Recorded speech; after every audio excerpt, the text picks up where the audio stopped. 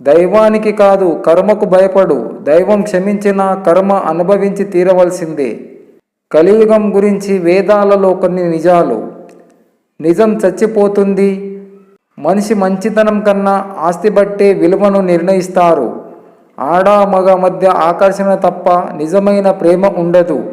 మోసపోయే బిడ్డలుంటే మోసం చేయడానికి కూడా వెనుకాడని తల్లిదండ్రులుంటారు. మతం పేరుతో మోసాలు జరుగుతాయి.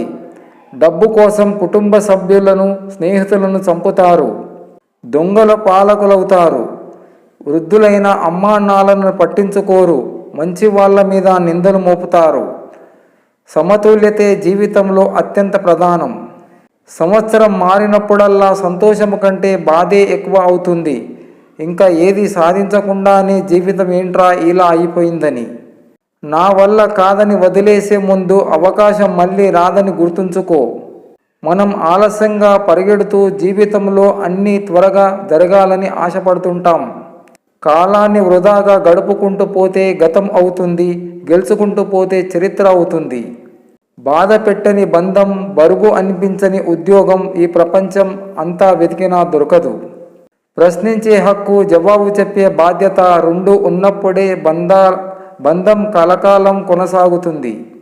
మనం అంటే నచ్చని వాళ్ళకి కూడా మనల్ని ఇష్టపడేలా చేసే సత్తా డబ్బుకి మాత్రమే ఉంది. నిద్రపోనివ్వని ఆలోచనలు, సర్దుకుపోనివ్వని పరిస్థితులు యుద్ధముతో సమానం. ఓడిపోయిన దానిలోనే దేవుడు నీకు విజయాన్నిస్తాడు. రామాయణ సూక్తి.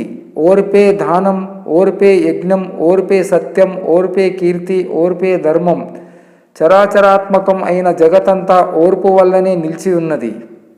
కొన్ని అనుభవాల మాటలు మాట్లాడ నేరిస్తే పోట్లాట రాదు. సుఖాలు పువ్వుల లాంటివి, త్వరగా వాడిపోతాయి. మందలింపు చెప్పితే ముప్పే. దురదకు గోకడం మొదటి మందు. ఊపిరి ఉంటే ఉప్పు అమ్ముకొని బతకొచ్చు. మనిషి కాటుకు మందు లేదు. బాలల తుమ్ము, బాలింత తుమ్ము మంచివి.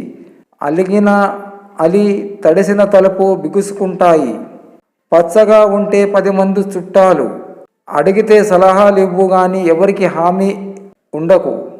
భార్యాభర్తల మధ్య ప్రేమ తగ్గినప్పుడు తప్పులు ఎక్కువగా కనపడతాయి. పెడితే తినేవారే గాని తిడితే పడేవారు లేరు.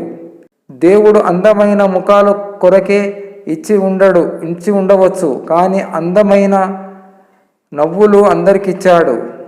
చూడగానే తినడానికి నోరించేలా ఉండే పండులా కనబడే వారికి ఇబ్బందులే. మనం ఆలోచించని అతి ముఖ్య విషయం సమయం. రాను రాను దేవుడి గుళ్ళు పెరిగి దైవత్వం పెరుగుతుంది, మానవత్వం తగ్గిపోతుంది. జరిగిపోయిన గతాన్ని తలుచుకుని బాధపడడం ప్రతి ఒక్కరికి దేవుడు విధించిన శిక్ష. విషయం ఏదైనా కానీ ప్రతిదీ ప్రారంభం చాలా కష్టమైనది. ప్రేమ లేని చోట వెతకకూడదు, ఆశపడకూడదు. ఒకరిపై ప్రేమతో మనలో ప్రేమ, అనురాగం, అనుబంధం వారికి సర్వం ఇచ్చేస్తాం. చివరకు మనల్ని మనమే కోల్పోతాం. మనసు చెప్పినట్లు మనం వినడము కాదు, మనం చెప్పినట్లు మనసు వినేలా చేసుకోవాలి. దీన్నే మనిషి గొప్పతనం అంటారు.